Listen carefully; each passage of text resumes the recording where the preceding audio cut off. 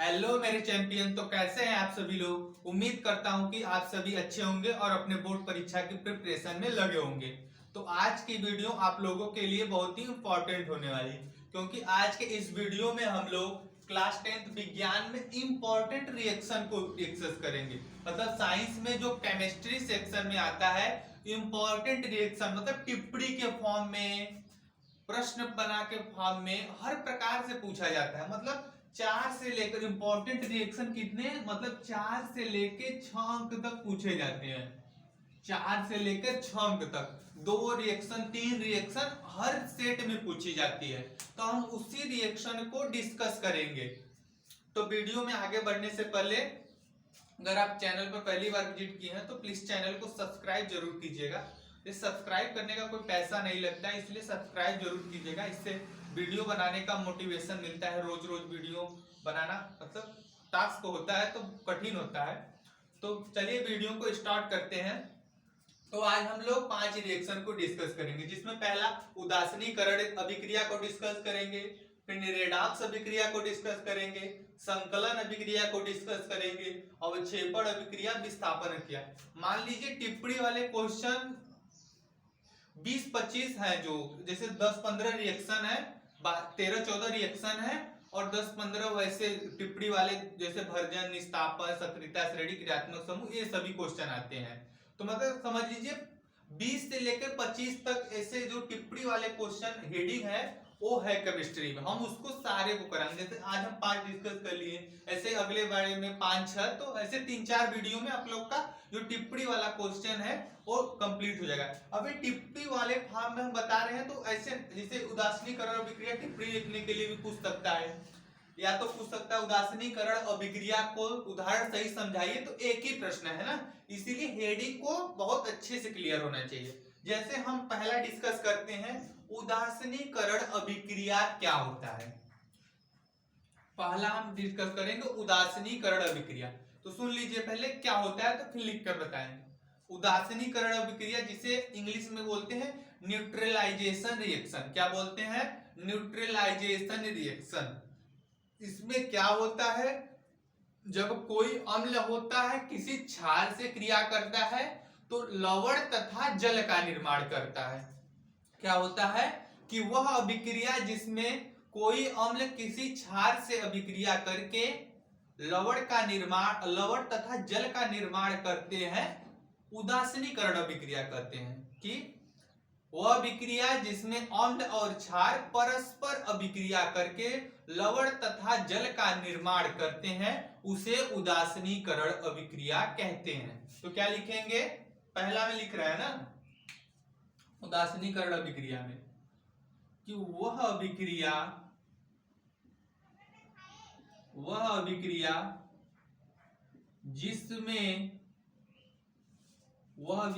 जिसमें अम्ल तथा क्षार परस्पर अभिक्रिया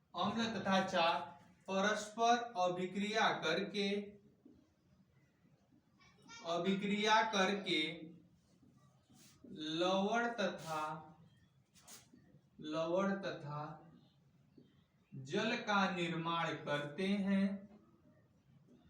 जल का निर्माण करते हैं, उसे उदासीनीकरण अभिक्रिया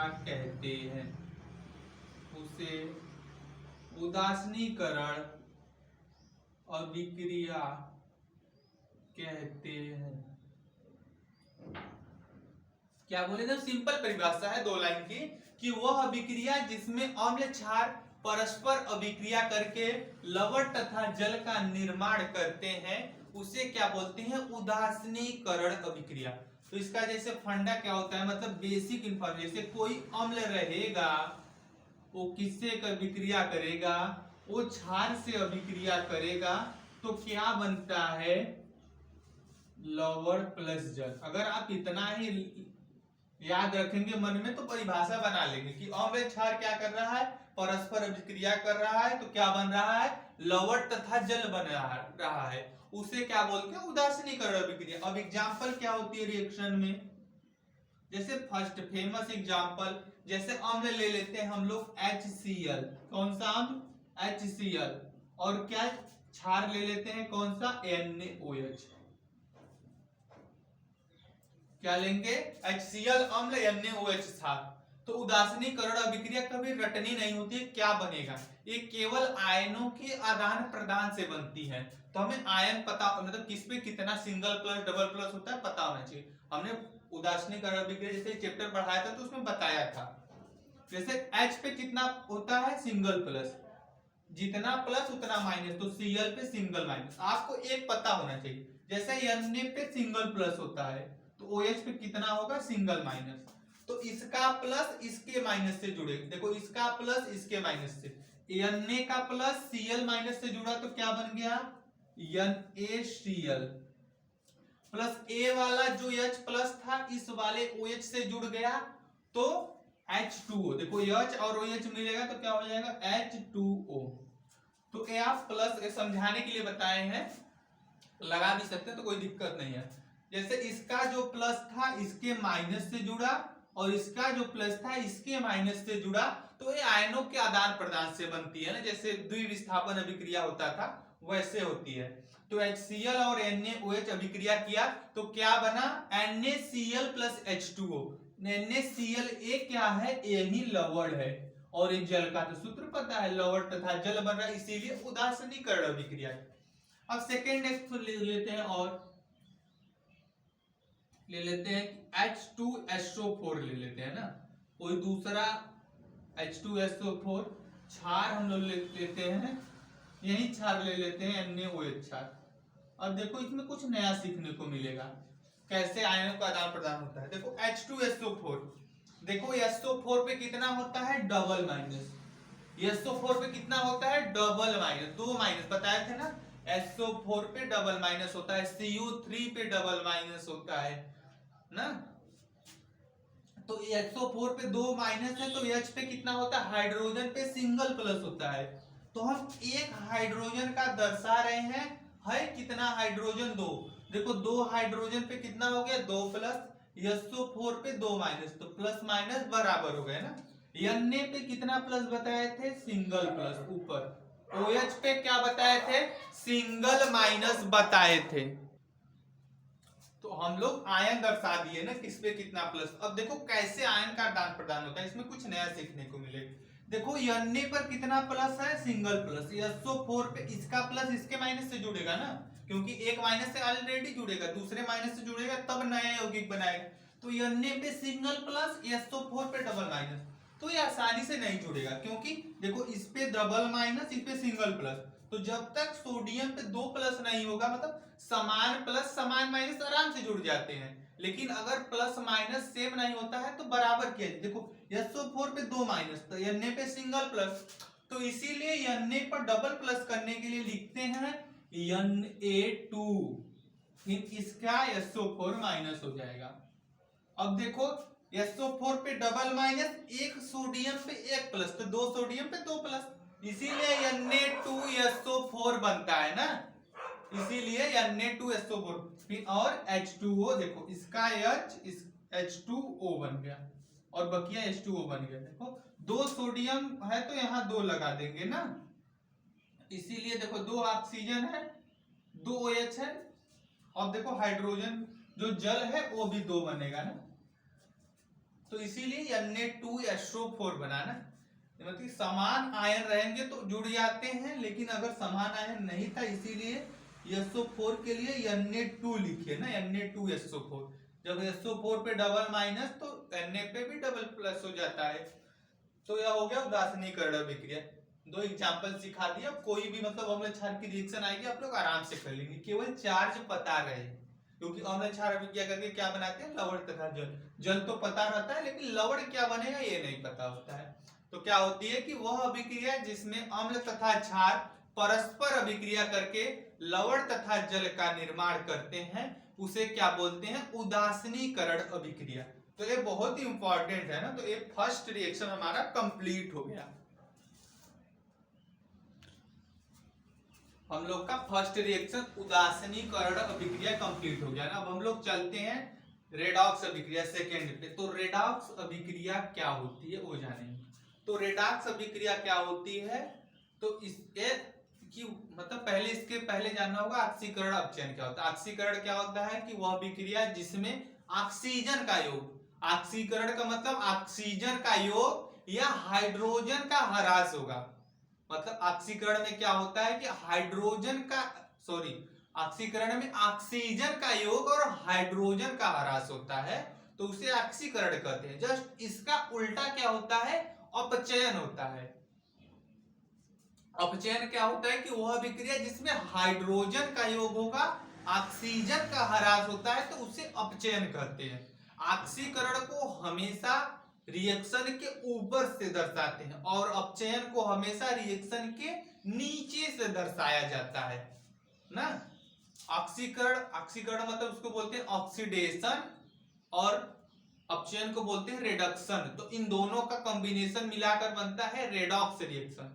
रिडक्शन से रेड लिए हैं, ऑक्सीडेशन से ऑक्स, तो रिडक्शन रिएक्शन बोलते हैं ना। रिडक्शन रिएक्शन मतलब रेडॉक्स अभिक्रिया। तो रेडॉक्स अभिक्रिया में क्या होता है, ऑक्सीकरण और अपचयन साथ साथ होता है। मतलब वह अभिक्रिया जिसमें ऑक्सीकरण और अपचयन दोनों साथ साथ संपन्न होते हैं उसे ऑक्सीकरण अपचयन या रेडॉक्स अभिक्रिया कहते हैं। इसी को बोलते हैं अपचो अपचय अभिक्रिया ना, इसी का नाम है। रेडॉक्स अभिक्रिया का दूसरा नाम ऑक्सीकरण अपचयन अभिक्रिया, अपचो अपचय अभिक्रिया, तो रेडॉक्स अभिक्रिया तो है ही। तो क्या लिखेंगे रेडॉक्स अभिक्रिया में कि वह अभिक्रिया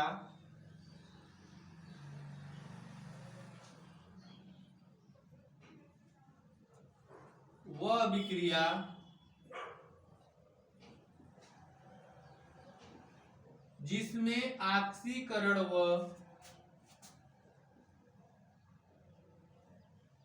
अपचयन दोनों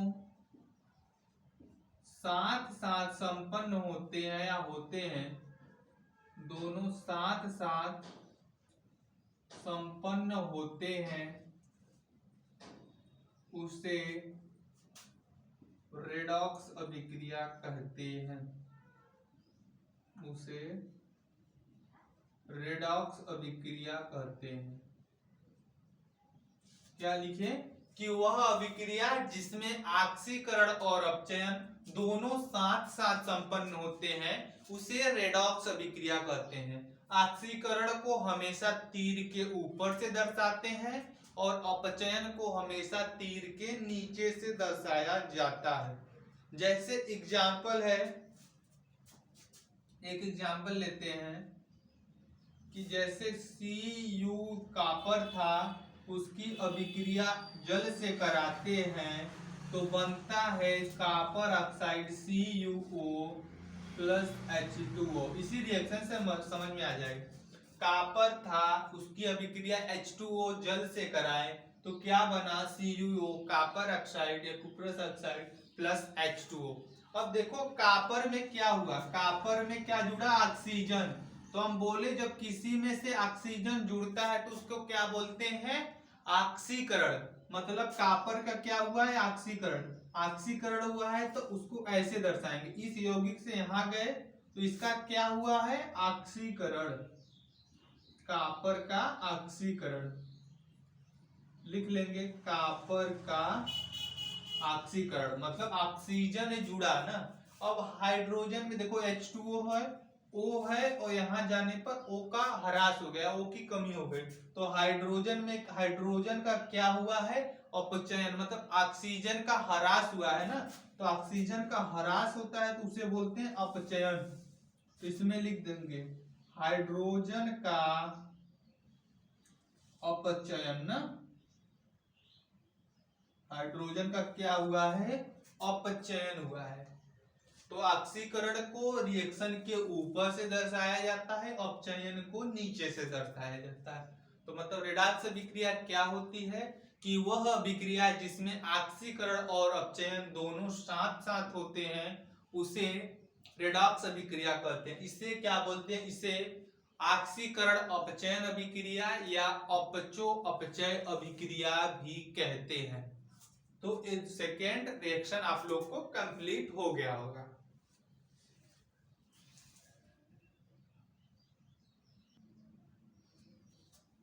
हम लोग का सेकेंड रिएक्शन कंप्लीट रेडॉक्स की। अब हम लोग चलते हैं तीसरा, संकलन अभिक्रिया। ये बहुत ही जैसे कंफ्यूजिंग वाला है ना, कि लगता है संकलन अभिक्रिया क्या होगा, तो हम कहीं मतलब कहीं किताब में नाम ही नहीं सुने संकलन अभिक्रिया का, तो कहाँ से पूछ लिया। तो संकलन अभिक्रिया क्या है, यह संयोजन, संकलन को क्या कहते हैं, मतलब संयोजन अभिक्रिया को ही संकलन अभिक्रिया कहते हैं। मतलब संकलन अभिक्रिया को ही संयोजन अभिक्रिया कहते हैं, संयोजन अभिक्रिया को संकलन अभिक्रिया कहते हैं। मतलब हम लोग जो पहले चैप्टर का पहला रिएक्शन ही संयोजन अभिक्रिया था, बस उसी को दूसरे नाम से पूछ लिया है ना, तो परिभाषा तो सेम रहेगा। तो मतलब संयोजन अभिक्रिया संकलन अभिक्रिया किसे कहते हैं, कि जब दो या दो से अधिक अभिकारक, जब दो या दो से अधिक अभिकर्मक मिलकर किसी एकल उत्पाद का निर्माण करते हैं, तो उसे क्या बोलते हैं, संकलन या संयोजन अभिक्रिया कहते हैं। क्या लिखेंगे, जब दो या दो से अधिक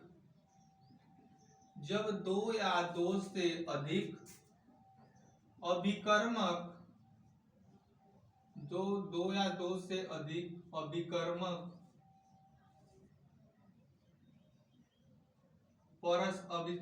परस्पर अभिक्रिया करके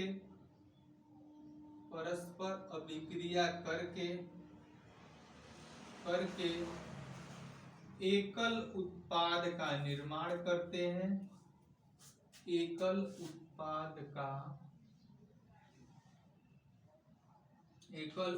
का निर्माण करते हैं, तो उसे संकलन को क्या कहा जाता है, संयोजन। संकलन या संयोजन अभिक्रिया कहते हैं, संकलन या संयोजन अभिक्रिया कहते हैं। मतलब संकलन अभिक्रिया को किस नाम से जाना जाता है, संयोजन अभिक्रिया। तो जब दो या दो से अधिक अभिकर्मक परस्पर अभिक्रिया करके किसी एकल उत्पाद का निर्माण करते हैं, उसे क्या बोलते हैं, संकलन या संयोजन अभिक्रिया। तो जैसे एग्जाम्पल लेते हैं, इसके एग्जाम्पल तो बहुत सारे हैं, जितने लिख सकते हैं। जैसे मैग्नीशियम धातु है, जब वो ऑक्सीजन से क्रिया करता है, जैसे जो मैग्नीशियम धातु है वो ऑक्सीजन से क्रिया करता है, तो क्या बना जाता है, MgO, मतलब मैग्नीशियम ऑक्साइड बना लेता है। जैसे बैलेंस करेंगे, ऑक्सीजन क्या है, 2 ठो, तो इधर भी 2 लगा देंगे, 2 लगाए तो Mg क्या हो गया, 2 ठो, तो Mg को भी 2 कर देंगे, तो बैलेंस हो गया। जैसे कोई दूसरा रिएक्शन, जैसे CaO है, कैल्शियम ऑक्साइड या बिना बुझा हुआ चूना, उसमें कार्बन डाइऑक्साइड गैस प्रभावित करते हैं, तो क्या बनता है, CaCO3, मतलब कैल्शियम कार्बोनेट बनता है ना, ये भी हो गया। जैसे तीसरा रिएक्शन लिख सकते हैं, जैसे H2 है, जब इसमें हाइड्रोजन में ऑक्सीजन को प्रभावित करते हैं, तो क्या बनता है, H2O ना, बैलेंस कर देंगे, ऑक्सीजन 2 है तो यहाँ 2 कर देंगे, तो ऑक्सीजन जैसे ही 2 हुआ, हाइड्रोजन 4 हो गया ना, 2 दूनी 4, तो इधर भी 4 कर देंगे, 2 लगा देंगे ना, तो जल बन जाएगा। तो ये सब है संकलन या संयोजन अभिक्रिया। मतलब जितने भी आपको संयोजन जिसमें 2 मिलकर एकल उत्पाद का निर्माण कर रहे हैं, तो उसे संयोजन अभिक्रिया कहते हैं। तो एक तीसरा आपको संकलन या संयोजन अभिक्रिया क्लियर हो गया होगा।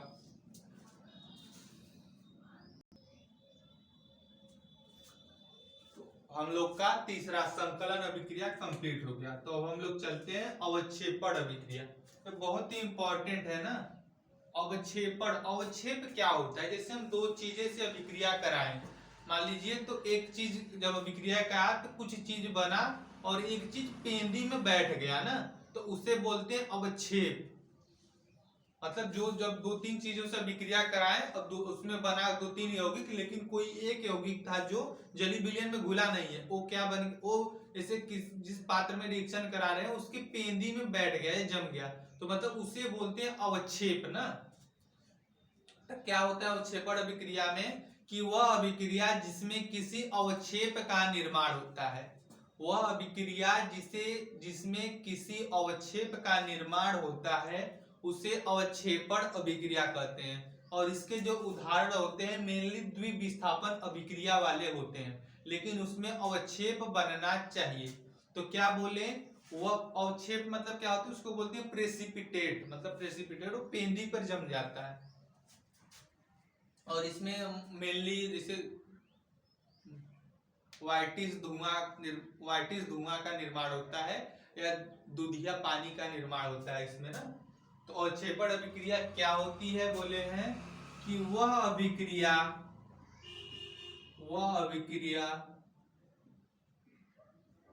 जिसमें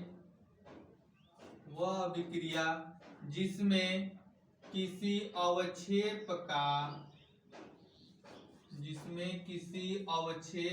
का निर्माण होता है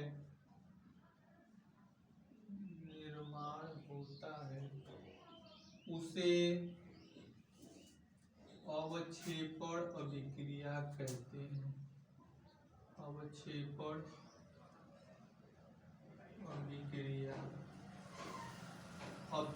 अभिक्रिया कहते हैं। क्या बोले हैं कि वह अभिक्रिया जिसमें किसी अवक्षेप का निर्माण होता है उसे क्या बोलते हैं, अवक्षेपण अभिक्रिया। तो रिएक्शन लिखते हैं, रिएक्शन फर्स्ट, जैसे फेमस रिएक्शन है जो हम लोग को यहाँ बुक का है, और एक रिएक्शन और बता दे रहे हैं, जैसे BaCl2 इसको बोलते हैं बेरियम क्लोराइड। क्या बोलते हैं, barium chloride plus Na2SO4। Problem तो ना, इसको बोलते हैं बेरियम क्लोराइड, इसको लिख दे रहे हैं ना, क्या बोलते हैं इसको, बेरियम क्लोराइड। इसको बोलते हैं सोडियम सल्फेट। जब ये दोनों अभिक्रिया करते हैं, देखो एक जो Ba है इसके पास चला जाएगा ना, BaSO4, ये आयनों का आदान प्रदान ये भी होता है द्विविस्थापन। जैसे Ba इसके पास चला जाएगा तो BaSO4 बन जाएगा ना। क्या बन जाता है, BaSO4 प्लस देखो यहाँ 2Na 2Cl, तो क्या बन जाता है NaCl, मतलब 2NaCl बन गया। तो BaSO4 को क्या बोला जाता है, इसी को बोलते हैं बेरियम, Ba से बेरियम, SO4 से सल्फेट, तो बेरियम सल्फेट। और इसको तो जानते हैं, इसको बोलते हैं सोडियम क्लोराइड। क्या बोलते हैं, सोडियम क्लोराइड। तो क्या हुआ कि ये देखो दो चीजें अभिक्रिया की, तो क्या बना इसमें BaSO4। तो अभिक्रिया का परिभाषा क्या था कि वो अभिक्रिया जिसमें किसी अवक्षेप का निर्माण होता है तो उसे अवक्षेपण अभिक्रिया कहते हैं। तो BaSO4 यही जो बना है यही क्या है, अवक्षेप है। यही क्या है, अवक्षेप है। मतलब ये देखो ये सॉलिड अवस्था का होता है, AB सॉलिड, और ये सब दोनों क्या होते हैं, AQ अवस्था का ना, ये भी AQ में ही रहेगा ना। तो यही जो सॉलिड अवस्था में बना है BaSO4 क्या है, अवक्षेप है। जैसे दूसरा रिएक्शन एक और ले लेते हैं, जैसे AgNO3 होता है ना। अब देखो हिंदी नहीं लिख रहे हैं, AgNO3 को बोलते हैं सिल्वर नाइट्रेट। Ag से सिल्वर, NO3 से नाइट्रेट। तो सिल्वर नाइट्रेट की जब क्रिया NaCl सोडियम क्लोराइड से कराते हैं तब देखो AgCl के पास चला जाएगा तो AgCl बन जाता है, और क्या बनता है, NaNO3 बन जाता है, NaNO3।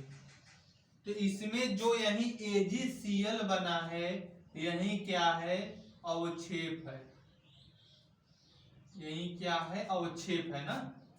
तो ये दो रिएक्शन याद कर लीजिएगा, इंपॉर्टेंट है ना, कि वह अभिक्रिया जिसमें किसी अवक्षेप का निर्माण होता है उसे अवक्षेपण अभिक्रिया कहते हैं। जैसे बेरियम क्लोराइड की क्रिया जब Na2SO4 सोडियम सल्फेट से कराई जाती है तो barium sulphate plus sodium chloride बनता है। जो BaSO4 बेरियम सल्फेट होता है वही अवक्षेप होता है ना, इसीलिए इसे अवक्षेपण अभिक्रिया कहते हैं। जैसे सेकेंड रिएक्शन बताए हैं AgNO3 जिसे सिल्वर नाइट्रेट कहा जाता है को NaCl से अभिक्रिया कराते हैं तो क्या बनता है AgCl प्लस NaNO3। इसको सोडियम नाइट्रेट, इसको AgCl मतलब सिल्वर क्लोराइड बोलते हैं ना, Ag से सिल्वर, Cl से क्लोराइड, तो सिल्वर क्लोराइड बोलते हैं। यही सिल्वर क्लोराइड क्या होता है अवक्षेप होता है, इसलिए इस अभिक्रिया को अवक्षेपण अभिक्रिया कहते हैं।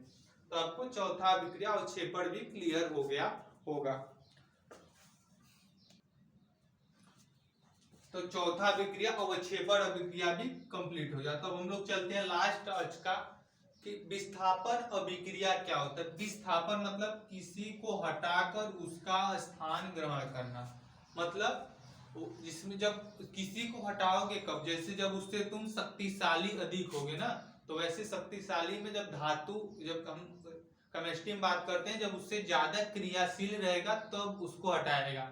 तो मतलब जब कोई अधिक क्रियाशील तत्व किसी कम क्रियाशील तत्व को विस्थापित करके उसका स्थान ग्रहण कर लेता है तो उसे विस्थापन अभिक्रिया कहते हैं ना। क्या लिखेंगे कि वह अभिक्रिया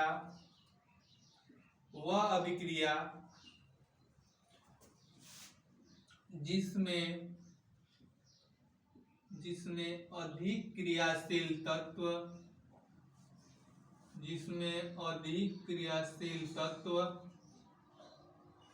कम क्रियाशील तत्व को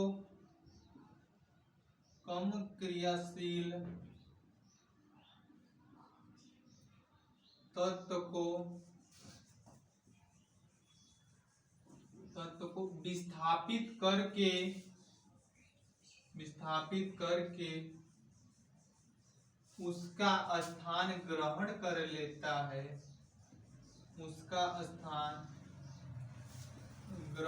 कर लेता है, तो उसे विस्थापन बोले या कोष्टक में प्रतिस्थापन ना, विस्थापन या प्रतिस्थापन अभिक्रिया कहते हैं। अभिक्रिया इसको बोलते हैं डिस्प्लेसमेंट रिएक्शन ना, विस्थापन को बोला जाता है डिस्प्लेसमेंट, तो डिस्प्लेसमेंट रिएक्शन। तो क्या बोले कि वह अभिक्रिया जिसमें अधिक क्रियाशील तत्व कम क्रियाशील तत्व को उसका स्थान ग्रहण कर लेता है उसे विस्थापन अभिक्रिया कहते हैं। अब अधिक क्रियाशील कम क्रियाशील तत्व कैसे बताएगा, तो मैंने एक वीडियो अपलोड किया है कि सक्रियता श्रेणी को याद करने की ट्रिक, तो देख लीजिएगा, अगर वो याद कर लेंगे तो आपको ज्यादा क्लियर हो जाएगा। जैसे एक एग्जांपल लेते हैं कि जो Fe है कॉपर सल्फेट से क्रिया करता है ना। देखो जो Fe मतलब लोहा, CuSO4 से कॉपर SO4 से सल्फेट, तो कॉपर सल्फेट से अभिक्रिया करता है।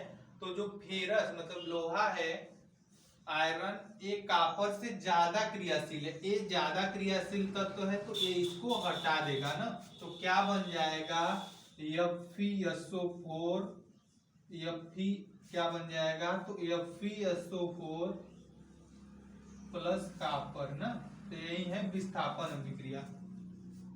अब जैसे Zn और कॉपर में बात करें, Zn प्लस CuCl2 है, तो Zn ज्यादा क्रियाशील तत्व है ना, तो Zn हटा देगा। Zn कॉपर में Zn ज्यादा क्रियाशील है, जिनकी अभिक्रिया कॉपर क्लोराइड से कराती है तो क्या बन जाता है Zn स्थान ग्रहण कर लेगा और कॉपर अलग हो जाएगा, तो हो जाएगा जिंक। ये हो गया विस्थापन अभिक्रिया, मतलब अधिक क्रियाशील तत्व कम क्रियाशील तत्व को विस्थापित करके उसका स्थान ग्रहण कर लेता है तो उसे विस्थापन अभिक्रिया कहते हैं। तो यह हम लोग का पांचों रिएक्शन कंप्लीट हो गया। तो आज के लिए बस इतना ही रखते हैं।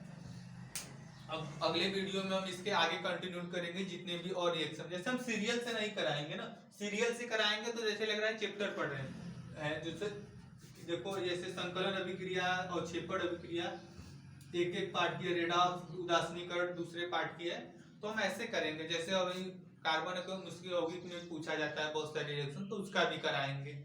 तो आज के लिए बस इतना ही रखते हैं, मिलते हैं किसी नए वीडियो में नए टॉपिक के साथ।